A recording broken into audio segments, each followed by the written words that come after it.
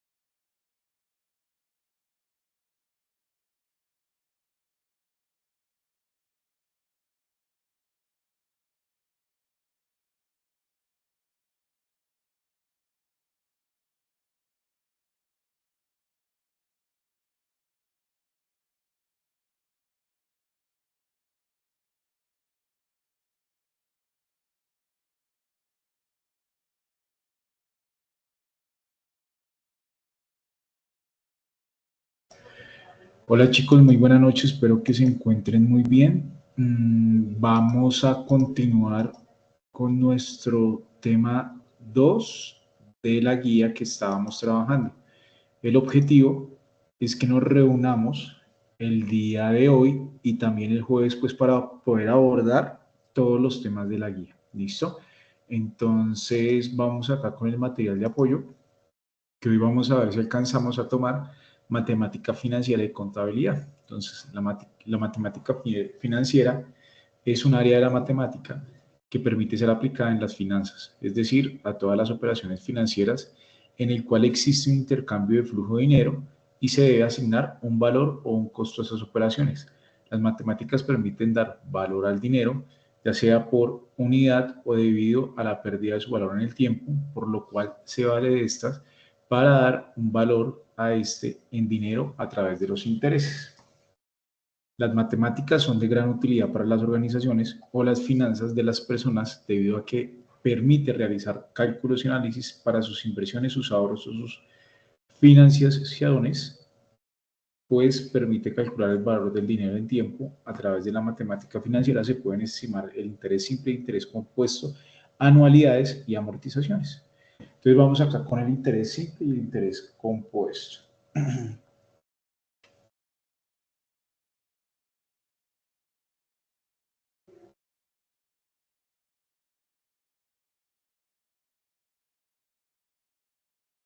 Y dice, antes de comprender el interés simple e interés compuesto, se debe entender el interés como tal, lo cual permite recibir una comprensión o pago por el uso del dinero que se cobra en un préstamo dinero dependiendo del tiempo.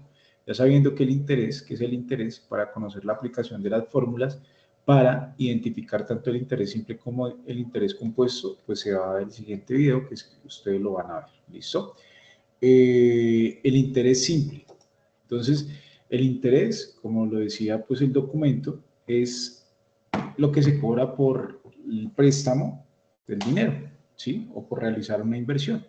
Y a raíz de eso existen pues varias clasificaciones, que una de ellas es el interés simple y el interés compuesto, y también las tasas nominales y las tasas nominales. ¿Listo?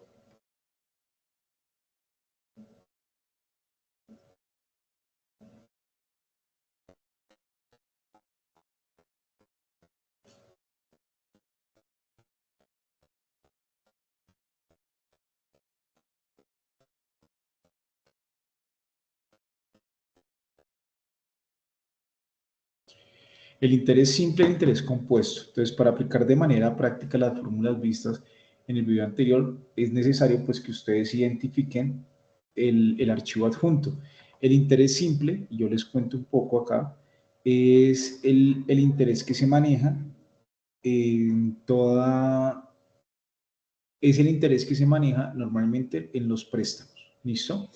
Ya que pues uno en un préstamo va abonando o va pagando en la cuota pues el interés del crédito, teniendo en cuenta una tabla de amortización que creo que ya vamos a ver más adelante, y el interés compuesto pues ese sale más caro, ese ya no se utiliza acá en el país, es el interés sobre el interés, es decir, yo abono y se va generando un valor adicional sobre el interés, que en los créditos tradicionales pues ya no es así. Esa es la diferencia, el interés simple, interés compuesto. Normalmente acá en Colombia se maneja el interés simple.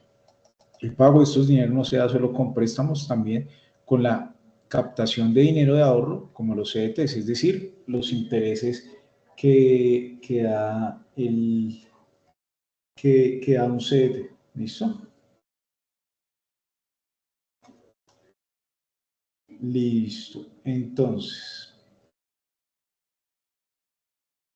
los intereses se encuentran compuestos por tres variables determinadas, las cuales son tiempo, tasa de interés y capital.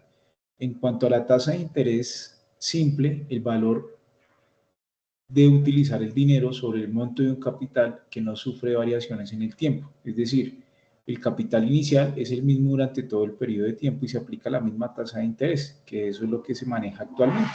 Y ya lo vamos a ver acá para identificar el interés simple. En este caso, se pretende determinar el interés simple de un capital de 1.000.000 en un periodo de 5 años a una tasa del 8%. Entonces acá vamos a empezar a ver pues unas fórmulas, la cual es esta, que indica lo siguiente. Para estimar el interés se emplea la siguiente fórmula, que es el interés C, que viene siendo pues el capital, que para este caso es de 1.000.000, el interés, que es del 0.8, ¿por qué el 0.8?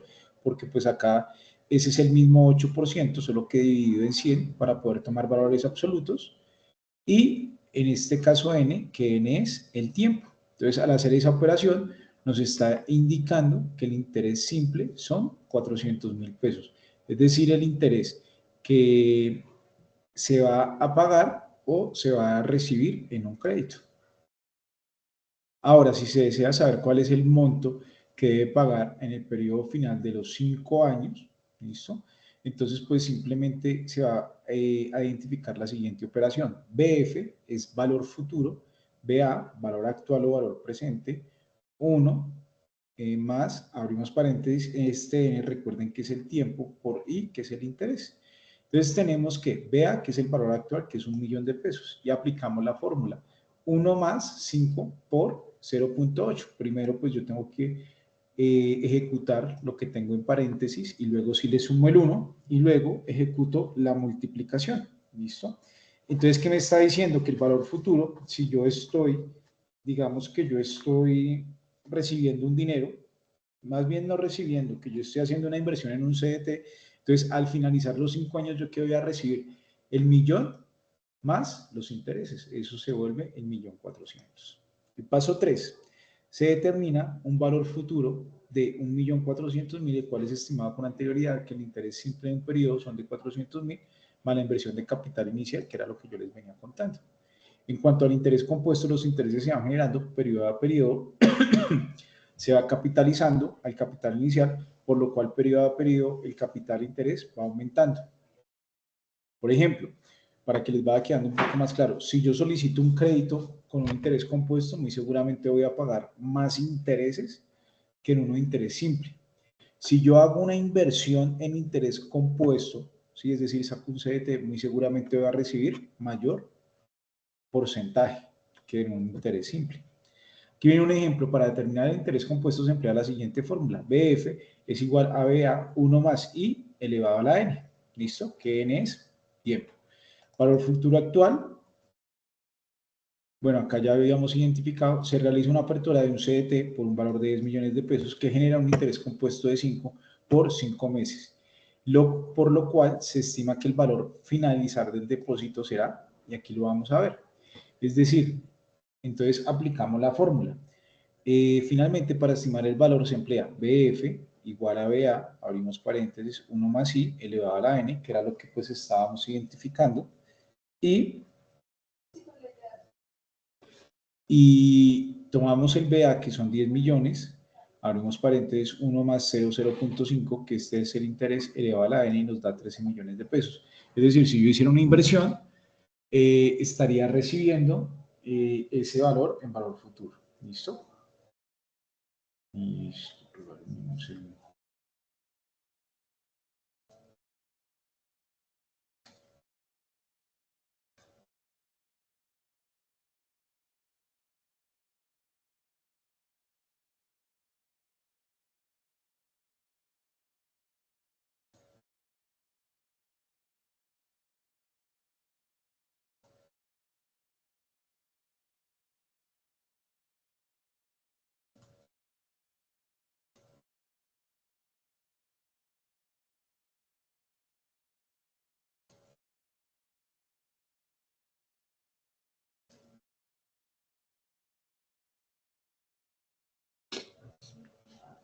Listo.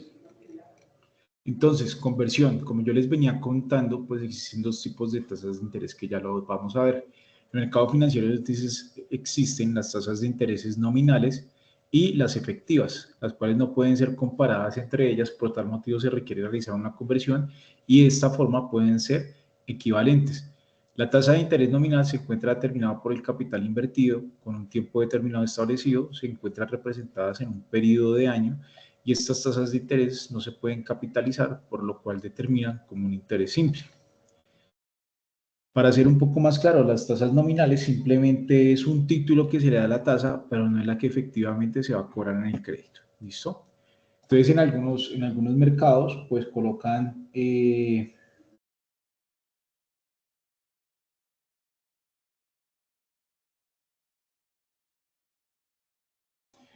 entonces a veces colocan las tasas nominales pues como para coger más o captar más clientes, pero la que en realidad se va a cobrar en el crédito es la efectiva. Entonces puede ser que al yo tener una tasa efectiva y una tasa nominal y le dicen, por ejemplo, en un banco, pues la tasa nominal es de que le vamos a prestar acá, es del 0,9 y en otro banco es del 1% efectivo mensual. Entonces alguien dirá, no, pues yo me voy por la nominal porque es más baja, pero pues al hacer la conversión a veces puede suceder que la tasa nominal es más alta que la efectiva. Bueno, vamos continuando. Por ejemplo, se realiza una inversión que pague un interés del 8% nominal al final de cada trimestre. Entonces acá me está diciendo que es una tasa nominal trimestral, ¿listo? Por lo cual se denomina el 8% nominal trimestre vencido. También existen vencidos o anticipados. Normalmente, pues acá en Colombia se manejan es vencido. De lo contrario, también se establece que el pago de interés es pago a principio de cada trimestre, por lo cual se denomina 8% trimestre anticipado, que era lo que yo les decía y venía diciendo, pues existe el vencido y el anticipado. La tasa efectiva se encuentra determinada por el capital invertido y los intereses que se generen en cada periodo, debido a que los intereses generados son acumulados al capital invertido, por lo cual la tasa de interés se capitaliza. Para convertir una tasa de interés en efectiva, a una tasa de interés nominal, se debe emplear la siguiente fórmula. Entonces tenemos tasas nominales, esto significa tasa nominal, y la fórmula que es 1, que la tasa efectiva elevado, este gorrito acá es el elevado, y ustedes también lo pueden encontrar en el Excel y en el teclado con ese elevado, en el teclado del computador, 1 sobre n, recordemos que n o dividido n es tiempo, menos 1 por n, que es tiempo. Por ejemplo, se tiene una inversión de una tasa efectiva anual del 24%, la cual se desea convertir en una tasa nominal mensual, por lo cual debe ser una tasa efectiva anual. Se toma como periodo 12 meses. Es decir, ¿cuántos meses hay en un año? 12. Entonces ahí se tomó que la tasa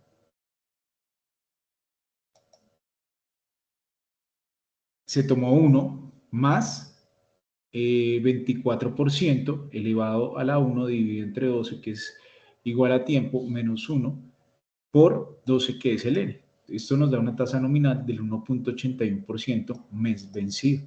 ¿Listo? Es decir, que hicimos, convertimos una tasa del 24% de efectiva anual a nominal mes del 1.87. Para convertir una tasa de interés nominal anual a una tasa efectiva se debe emplear la siguiente fórmula. Acá nos cambia la fórmula y dice tasa efectiva es igual a 1 más, abrimos paréntesis, la tasa nominal dividido entre n, que es tiempo elevado a la n, menos 1. Vamos a ver acá ya un ejemplo.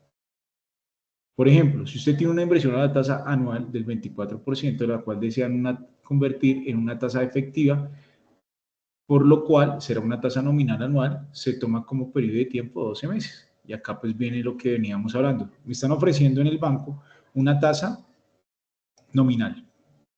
Me están diciendo que esa tasa nominal es del 24%, pero si yo la convirtiera a una tasa efectiva anual, me está diciendo que esa tasa efectiva anual no es del 24, sino del 26%, que era el ejemplo que yo les colocaba. Algunas veces, pues suele suceder que los tiempos son que al convertir las tasas, pues una resulta más alta que la otra. Para convertir una tasa de interés nominal a una tasa efectiva, se debe emplear la siguiente fórmula. Al convertir una tasa nominal en otra nominal, se divide o se multiplica por el periodo de tiempo. Por ejemplo, si una tasa nominal anual es del 20% y se busca la equivalencia mensual, pues lo que se hará, se tomará el 20% y se divide entre 12. ¿Listo? Y eso nos da una tasa efectiva mensual del 1.66. Al convertir una tasa efectiva en otra efectiva se debe aplicar la siguiente fórmula. ¿Qué es lo que estamos diciendo acá? Pues vamos a convertir tasas de la misma denominación, pero lo que vamos a cambiar es su periodicidad. Entonces, como ustedes observan, en la nominal dice simplemente tome el valor de la tasa y divídalo entre 12, pero en la efectiva no se puede hacer así, toca utilizar una fórmula, dice. Al convertir una tasa efectiva en otra efectiva se va a aplicar la siguiente fórmula, porque no va a dar lo mismo, ¿listo? Tasa de interés, tasa efectiva 1 más i elevado a la n, P1, el periodo actual, P2, el periodo de pago, menos 1. Ya vamos a ver acá un ejercicio. Se tiene una inversión de una tasa efectiva del 24%, la cual desea convertir en una efectiva mensual. Entonces usted coge y ¿qué hace? Aplica la fórmula. ¿Listo? Y eso da una tasa efectiva del 1.81%. ¿Listo? Diferente de haber tomado ese que, diferente de haber tomado ese 24 y dividirlo entre 12, da 2, ¿sí? Entonces, pues, ¿por qué da diferente? Pues porque efectivamente no se puede hacer así, ¿listo? Entonces, bueno, contabilidad básica. Vamos con a ver, pues el tema de la contabilidad básica, el cual indica lo siguiente. Todas las personas y organizaciones deben registrar su información financiera y económica, lo cual permite contar con un control de sus actividades económicas. La contabilidad básica es una técnica que produce sistemas y estructuralmente información cuantitativa expresada en unidades monetarias sobre los eventos económicos identificables y cuantificables. Se realiza una entidad a través de un proceso de captación de las operaciones cronológicamente, mida, clasifique y registre el resumen con claridad. El registro de la información financiera y económica empleado en la contabilidad es de gran utilidad para las empresas debido a que permite analizar e identificar la situación económica, la cual permite la toma de decisiones. El registro de esa información también permite el seguimiento y el control de la entidad. Algunas de las principales características de las contabilidades son los siguientes. Registra de los movimientos financieros de las organizaciones, analiza los estados financieros y pues existe la contrapartida o la partida doble, que es algo que ya vamos a ver más adelante. ¿Listo? Registros, tipos de registros contables. Los registros contables o libros contables permiten el registro de contabilidad de todas las actividades económicas y financieras de las entidades. Esto teniendo en cuenta pues lo estipulado en el artículo 48 del Código de Comercio, que establece la conformidad de los libros y papeles comerciantes a las normas de comercio y medios en la siguiente operaciones. Bueno, para tener mayor información sobre los tipos de registros, por favor, descargar acá. Continuando con los tipos de registros contables y los registros de comercio, es relevante puntualizar que las cuentas T en contabilidad representan el registro de un movimiento contable, lo cual consta en el débito y en el crédito, o el debe o el haber. En el momento en que se realiza el registro, se debe diligenciar el código de la cuenta, el cual viene acá arriba donde dice cuenta, y acá en el debe o en el haber, pues los valores que se van a trabajar. Entonces, bueno, por ejemplo, en la empresa andina se vende mercancía por un valor de 2 millones de pesos, de la cual se realiza un pago en efectivo de 1.200.000 y el saldo a crédito, registrado en las cuentas T. Entonces, la empresa vendió cada código, hay algo que se llama el PUC o el Plan Único de Cuentas, y cada cuenta tiene un código, ¿sí? Entonces, aquí yo que reconocí, yo reconocí acá el ingreso en la cuenta 4, la 4135 es para empresas que no se dedican a producir el producto, entonces lo registramos acá. ¿Qué hizo una venta? ¿De cuánto? De 2 millones de pesos. Entonces, profe, ¿yo cómo hago para saber si va en el débito o en el crédito? Dependiendo de la naturaleza, que ya lo vamos a ver más adelante. Esta cuenta de la 41 es de naturaleza crédito o del haber. ¿Qué significa? Que entre más ventas haga o entre más ventas realice, se va a reconocer en el crédito. Y estas cuentas, que son caja, que son clientes, estas son del activo. El activo tiene una característica que cuando el activo aumenta, se debita, es decir, se coloca un débito. Entonces acá en esta 110505, que es la caja, estamos reconociendo ese 1.200.000 que le están pagando en efectivo. Y acá en la 13 son clientes. En esos clientes, allí yo que registro, que reconozco la deuda que poseen los clientes conmigo. Por eso es que la dejamos registrada allí. Listo. Y acá se cumple el principio de la contrapartida o de la partida doble. ¿Cuál es el principio de la contrapartida o de la partida doble? Es que si yo coloco 2 millones de pesos en el haber, debe estar 2 millones de pesos en el crédito. Si yo sumo esto más esto, acá hay un error. Acá son 800.000, hay un error en el momento que elaboraron la guía. ¿Listo? Pero ahí debería ser 800.000 pesos que fue el saldo a crédito. ¿Listo? Bueno, entonces vamos. Regálenme un momento.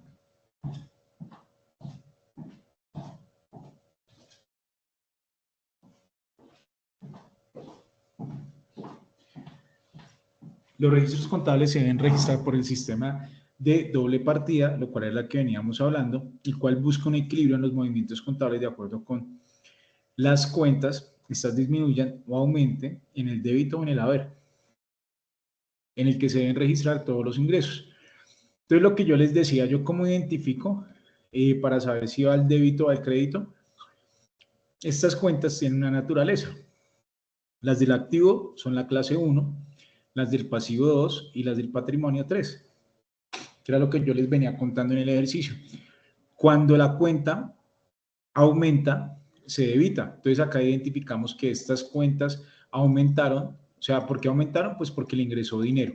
¿Y esta por qué aumentó? Pues porque un cliente me estaba viendo. ¿Listo? Y cuando disminuyan, se registra un haber. Es decir, cuando me paguen, ¿yo qué debo hacer? registrar acá un valor para disminuir esta cuenta y aumentar muy seguramente la caja, que esa será la contrapartida. En el pasivo, como les venía contando, es una cuenta de clase 2, ¿sí? Y cuando un pasivo allí que registro las deudas, cuando una deuda aumenta, le registro, aquí también está mal, porque la clase está acá es más, cuando el pasivo aumenta se registra un crédito y cuando el pasivo disminuye se registra un crédito. ¿Listo? Ya lo vamos a ver, la naturaleza. Les voy a colocar acá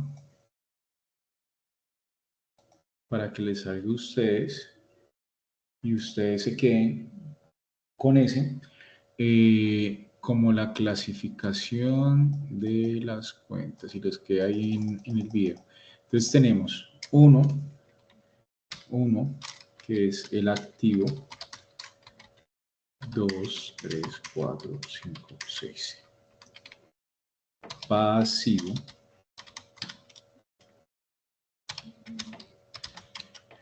Patrimonio.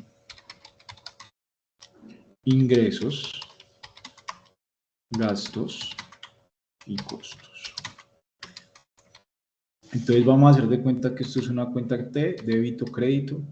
Entonces cuando el activo aumenta se registra un débito, cuando el activo disminuye se registra un crédito. El pasivo, cuando el pasivo aumenta se registra un crédito, cuando el pasivo disminuye se registra un débito. El patrimonio es igual, cuando un patrimonio aumenta se registra un débito, cuando un patrimonio disminuye se registra un débito. Los ingresos, cuando el ingreso aumenta se registra un crédito, cuando el ingreso disminuye se registra un débito. Los gastos, cuando aumenta el gasto se registra un débito, cuando disminuye el gasto se registra un débito, y los costos, cuando aumenta el costo se registra un débito y cuando disminuye se registra un crédito. Para que ustedes lo tengan presente, esas son la naturaleza de las cuentas. ¿Listo? Entonces ahí les va a quedar en el video para cuando lo vayan a ver. Voy a ver si lo puedo copiar por acá. Ahí quedó. Ahí los envié al chat, que ahí ya también les va a quedar. Entonces, bueno, el objetivo de la información financiera pues es que sirva para la toma de decisiones.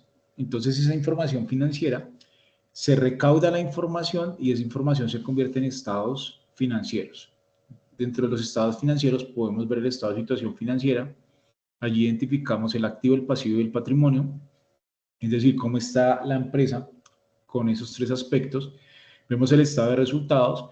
En el estado de resultados lo que identificamos es si la empresa tuvo una utilidad o pérdida.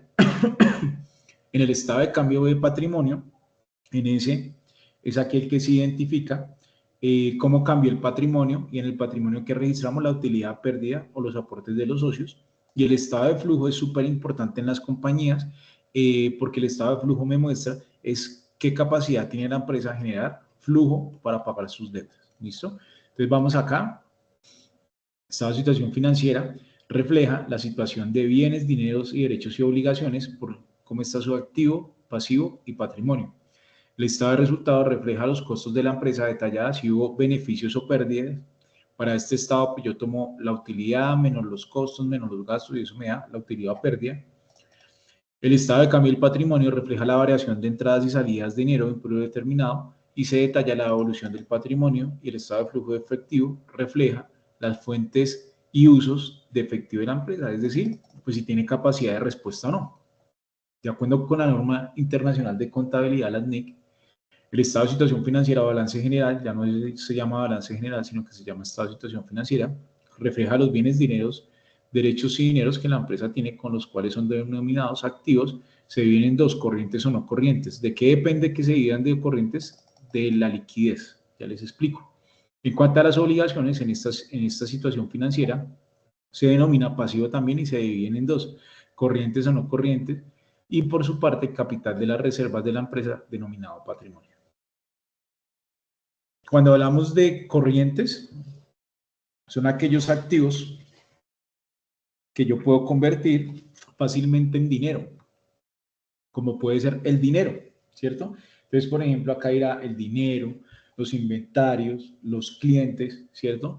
Porque el objetivo, si yo estoy financiando a alguien, si yo estoy financiando a un cliente, muy seguramente a ese cliente, pues yo no lo voy a financiar por más de un año. Entonces, cuando me pague el cliente, ¿eso en qué se me va a, a convertir?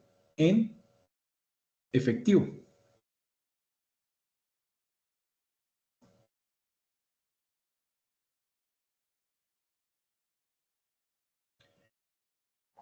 Listo. Y los no corrientes, pues serán los que la empresa pues no quiere convertir a largo plazo en efectivo, como la propiedad planta de equipo, por ejemplo. Cuando hablamos de propiedad planta de equipo, son aquellas propiedades que la empresa tiene y que ayuda a cumplir su objeto social.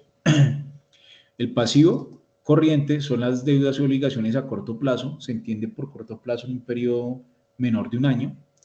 Pasivos no corrientes, deudas y obligaciones a largo plazo, y patrimonio, capital y reservas y resultados. Dentro de las organizaciones es indispensable tener presente la estructura de costos, lo cual se establece con la contabilidad de costos, que se encarga de informar costos de productos o servicios. En la estructura de costos se identifican costos directos e indirectos. Los costos directos son aquellos que van directamente asociados al producto o servicio. Por ejemplo, las materias primas en la fabricación de los productos, la mano de obra calificada en la prestación de un servicio.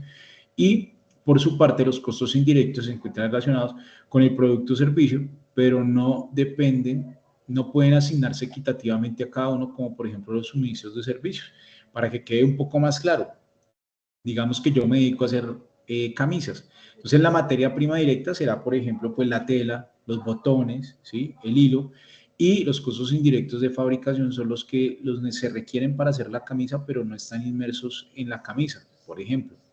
Digamos que para que funcionara una máquina necesitará energía, entonces también esos son los costos indirectos de fabricación. ¿Listo? Entonces, los costos directos, que son, por ejemplo, la tela, se conocen como costos variables y dependen de las unidades a producir, y los costos indirectos se conocen como fijos. Esto depende. Los costos variables son, por ejemplo, pues si yo hago camisas, para hacer una camisa necesito 1 metro, entonces si voy a hacer 5 camisas necesitaré 5 metros, es decir, la cantidad de lo que yo requiero depende de lo que va a producir, diferente a los fijos. Digamos que la empresa paga un arriendo, entonces allá donde paga el arriendo no le van a decir, si produce una camisa me tiene que pagar tanto, si produce dos, no, me tiene que pagar es una mensualidad independientemente de lo que produzca. Entonces eso se pueden conocer como costos fijos. Estos costos permiten identificar la cantidad de unidades de producto a fabricar o servicios a ofrecer para alcanzar el punto de equilibrio, por lo cual viene la fórmula de costos, la cual es: punto de equilibrio es básicamente yo cuántas unidades debo producir eh, para que no tenga ni ganancia, ni pérdida, ni utilidad. Ese va a ser mi punto de equilibrio. ¿Listo? Entonces, bueno, costos totales es la sumatoria de los costos variables más los costos fijos. Eh, Para estimar el costo por unidad, el cual se conoce como costo medio o costo unitario, se estima el costo medio, se toma el costo total dividido las unidades. ¿Listo? Dentro de los costos también se puede estimar el costo marginal, que es un costo por unidad adicional a producir, el cual se estima de la siguiente manera: costo marginal derivada del costo total dividido derivada de las cantidades. Y en este análisis de costos se debe estimar el punto de equilibrio, el cual indica cuántas unidades debo vender para cubrir los costos totales, y se representa la siguiente fórmula: punto de equilibrio es igual a costos fijos dividido precio de venta menos costo variable unitario. Lo que veníamos hablando, el punto de equilibrio, como ustedes lo ven acá, es un punto donde no va a tener ni utilidades ni pérdidas, ¿sí? Entonces, pues yo tengo en cuenta los aspectos como la utilidad, acá pues dependiendo del margen de utilidad que yo le vaya a dar, los costos fijos y los costos variables, ¿listo? Recuerde que el punto de equilibrio pues es una herramienta fundamental pues en temas de producción, y me indica a mí yo cuánto debo producir y además cuánto puedo vender o cuánto debo vender para tener una utilidad o una pérdida. Para estimar el precio de venta se emplea la siguiente fórmula: eh, costo total de mano de obra dividido, abrimos paréntesis, 1 menos el porcentaje de utilidad deseado. Entonces, el porcentaje de utilidad deseado es el porcentaje que usted como empresario le va a dar a su producto. Pero deben tener en cuenta pues que esta fórmula la fija el precio de venta. Pero el precio de venta no solo lo da eso. Alguien dirá, el precio de venta pues lo coloca, es el vendedor, ¿cierto? El comprador pues decide si lo compra o no. Pero adicional pues el precio de venta también lo coloca el mercado. Es decir, si yo hago esas camisas y las vendo a 100.000, ¿sí? Y en otro lado venden las mismas camisas o muy parecidas y la venden a 30.000, pues muy seguramente la gente se irá a las de 30.000, ¿cierto? Excepto que mi camisa tenga algo en particular. Diga, no es que dura 5 años o es anti o tiene un material antifluidos y eso hace pues que no se manche la camisa o cosas así, ¿sí? Pero pues si yo tengo las mismas condiciones en un mercado, pues el que fija el precio finalmente pues va a ser el mercado, ¿listo? Ahora se aborda un ejemplo. Una empresa andina S.A. fabrica pan Tajada en cual tiene la siguiente estructura de costos. Harina de trigo, mantequilla, levadura, sal, bolsa de empacado, mano de obra directa, arrendamiento, mano de obra indirecta, servicios públicos y personal de vigilancia. Como ustedes pueden identificar, pues acá ya están clasificados en costos variables, porque pues si hace pan, pues la harina de trigo será un costo variable, porque pues si hace más pan va a requerir más harina de trigo, lo mismo pasa con la mantequilla, levadura, etcétera, y estos que son fijos. Entonces indica lo siguiente, la empresa espera una utilidad del 15% por unidad del producto. Para el mes de enero fabricó 5.100 bolsas de pan Tajada. Entonces, con los datos anteriores se obtienen unos costos totales de 33 millones, que deben ser la sumatoria de todos estos. ¿Listo? Entonces, sacamos el costo total. El costo total, ¿cómo se saca? Pues los costos variables más los costos fijos, eso me da los 33.900.000. Para continuar con el ejemplo, se debe estimar el precio de venta. El precio de venta nos da este CITAN que nosotros hablábamos y ya lo habíamos visto antes. Para este caso es de 5.100 dividido 1 menos 15, pues eso nos va dando pues nuestra margen de utilidad. Ahora se estima el punto de equilibrio. El punto de equilibrio que se toman, pues los costos fijos, ¿sí? Que son de 7.700.000 como los vemos acá, dividido entre el precio de venta menos los costos variables. ¿Listo? Eso me da que mi punto de equilibrio yo debería producir 8.925 unidades para obtener mi punto de equilibrio o 8.925 unidades. ¿Listo? Con el análisis anterior se puede decir que la empresa tiene problemas de costos debido a que solo produce 5.100 unidades de pan y para cubrir los costos totales requiere producir 8.925. Otra de las utilidades que se encuentran con la contabilidad es la posibilidad de planeación mediante la implementación de los presupuestos que permiten la planeación operativa de las empresas en un periodo de tiempo futuro dentro de las cuales se encuentran. Estas son herramientas que son de planeación para la compañía, en la cual encontramos el presupuesto maestro. El presupuesto maestro pues abarca el presupuesto operativo, el presupuesto financiero, que cada una tiene el presupuesto de ventas, presupuesto de compras, presupuesto de fabricación, presupuestos y gastos administrativos, presupuesto de capital y presupuesto de caja. Vuelvo y repito, el presupuesto pues es una herramienta de planeación, es yo identificar qué voy a proyectar en el siguiente año. Para este caso pues yo lo puedo hacer a través pues de históricos. Hay varios métodos, está el de históricos y el de método de mínimos cuadrados, para yo poder identificar cuántas unidades voy a producir y de acuerdo a esas unidades que yo voy a producir, pues yo ya empiezo a hacer mi estrategia de planeación, como por ejemplo con quién voy a comprar mi tela, mis materiales, etcétera. ¿Listo? Vamos por acá con los análisis financieros. El análisis financiero se encarga de realizar análisis de la información contable de una persona o una entidad mediante indicaciones y razones financieras, los cuales permiten identificar la situación de desempeño económico de las organizaciones. La contabilidad es base fundamental para realizar los análisis financieros.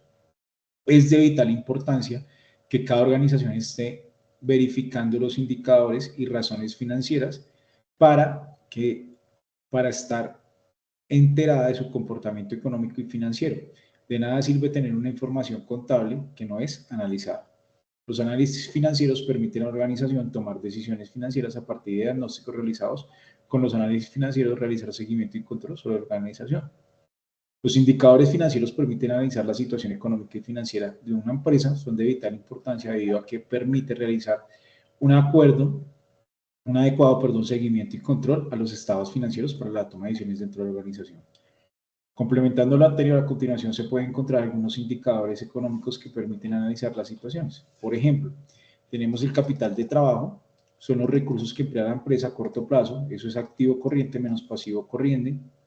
Índice corriente es la capacidad que tiene la empresa de pagar a corto plazo, activo corriente dividido pasivo corriente, el objetivo es que esto me dé 1. Si me empieza a dar menos de 1, ¿qué quiere decir? Que yo no tengo suficiente activo, ¿sí? O suficiente dinero para pagar mis deudas a corto plazo. Está la prueba ácida, que es la capacidad de cubrir los pasivos a corto plazo con los activos sin contar los inventarios. Entonces estas son las mismas fórmulas, lo único que cambia es que se le disminuye acá el inventario. Que supone que en algunas empresas, pues uno de los activos más fuertes son los inventarios. ¿Por qué son los inventarios? Pues porque es la capacidad que tiene la empresa pues de venta. También tenemos el endeudamiento total, indica el porcentaje que se encuentran comprometidos los activos para el pago de la deuda, que es pasivo total por 100 dividido entre activo total. Endeudamiento financiero indica el porcentaje en que se encuentran comprometidos las ventas para el pago de la obligación financiera.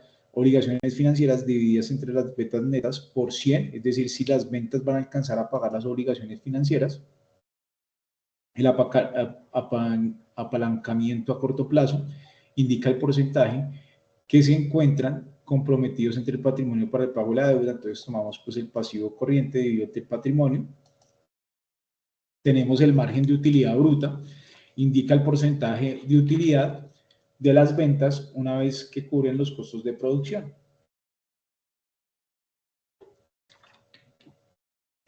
Ahí tomamos la utilidad dividido en 100, el margen de rentabilidad operacional, y la rentabilidad pues es diferente a la utilidad. La utilidad es ya positivo, un estado financiero. La rentabilidad es yo o el accionista cuánto espero de esa utilidad. Por ejemplo, si el inversionista hizo una inversión de 1.000 millones de pesos, entonces él dice, no, yo espero una utilidad que eso tenga un margen de rentabilidad del 10%, es decir, que a mí me queden 100 millones de pesos. Pero resulta que la utilidad, o sea, la empresa dio utilidad porque dio 3 millones de pesos, pero no es rentable, pero dio utilidad. Entonces son cosas totalmente diferentes, ¿listo? Entonces, bueno, margen neto de utilidad indica el porcentaje de utilidad de las ventas una vez se cubren los costos de producción, gastos operativos, impuestos, pasivo corriente y entre patrimonio.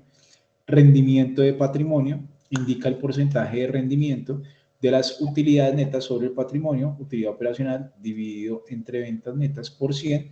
También tenemos la rotación de cartera, mide el tiempo que tarda la empresa en recuperar su cartera. Esto también es súper importante porque me sirve para identificar en cuánto tiempo yo necesito apalancarme teniendo en cuenta lo que se demoran a mí en devolverme la plata. Entonces se toman ventas a crédito dividido en promedio de cuentas por pagar. Para hallar el promedio de cuentas por pagar se determina el saldo inicial más el saldo final de un periodo que yo determine, normalmente es entre enero y diciembre, dividido entre 2. Para determinar el número de días de esta cartera se estima 360 días dividido entre la rotación. Rotación de inventarios mide el tiempo que tarda la empresa en rotar sus inventarios. Esto también es súper importante, es decir, en cuánto dura en retirar esos inventarios de la empresa, es decir, en venderlos. Costo de venta del periodo dividido el inventario promedio de las mercancías, el cual pues indica el número de veces. Eso nos da para determinar el día número de veces, se estima 360 por la rotación, y tenemos las cuentas por pagar. Mide el tiempo que tarda la empresa en pagar sus obligaciones, también súper importante, y tenemos la rotación de activos. Indica la empresa, la eficiencia de la empresa para generar ingresos a través de los activos. ¿Listo? Entonces, esos indicadores, ¿para qué sirven? Para identificar si los activos que yo tengo, con esos activos, pues estoy generando un nivel de ventas pues atractivo o no, o estoy sobrevalorando mis activos, o debería vender algunos activos, etcétera. La capacidad de las empresas de analizar estos indicadores financieros permiten que se tenga una correcta educación financiera que busca tener un concepto más profundo de las finanzas y el manejo de dinero, tanto en lo personal como al interior de las organizaciones. Todos los análisis que se realicen alrededor de estos estados financieros permiten tomar mejores decisiones, tanto para invertir y mejorar para tomar decisión y dejar un negocio. Las plataformas de consulta del sector financiero, las entidades financieras emplean plataformas tecnológicas para la comunicación de los consumidores, llegando a una banca digital donde el consumidor a solo un clic puede gestionar diferentes transacciones desde cualquier lugar sin la necesidad de trasladarse de forma presencial a la entidad. Ustedes ya lo han visto muy activamente pues, en sus empresas, en sus compañías. Existen diferentes tipos de plataformas digitales, aplicaciones bancarias, billeteras digitales, compra de divisas, plataformas que realizan trading, plataformas de franquicias para realizar pagos online, como es PSE en algunos casos. En algunas plataformas se puede realizar consultas del sector financiero, como son la Superintendencia Financiera, el Banco de la República, Asobancaria, centrales de riesgo como Data Crédito, centrales de información como CIFIN, Penal Cheque, Covino, Crédito y también en algunas web de cada entidad. Y las centrales de riesgo son entidades privadas que administran bases de datos que almacenan la información respecto al comportamiento financiero de las entidades o de las personas. Cuando una persona o una empresa solicita un préstamo, las entidades financieras consultan estas centrales de riesgo para verificar el comportamiento de los consumidores y de acuerdo con el comportamiento de cada consumidor, estas son clasificadas por puntaje y ahí pues pueden validar el video. La próxima clase, que va a ser el día jueves, vamos a ver las técnicas de venta y vamos a ver los canales de comunicación organizacional. ¿Listo?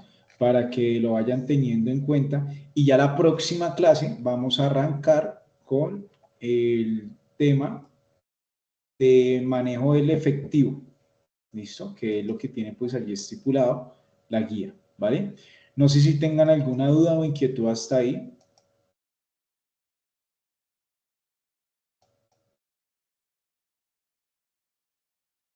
Bueno, muchachos, entonces por hoy vamos a dejar la sesión hasta acá y en unos minutos yo les subiré la sesión grabada. Nos vemos el jueves, por Profe, favor.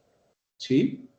lo que pasa es que sí, estoy de acuerdo con la compañera que te está escribiendo en el chat y es que el jueves nosotros también tenemos TIC. ¿A qué hora tienen? ¿A las 6?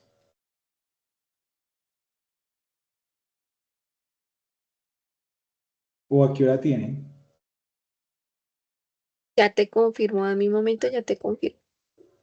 Profe, yo tengo una pregunta. Sí.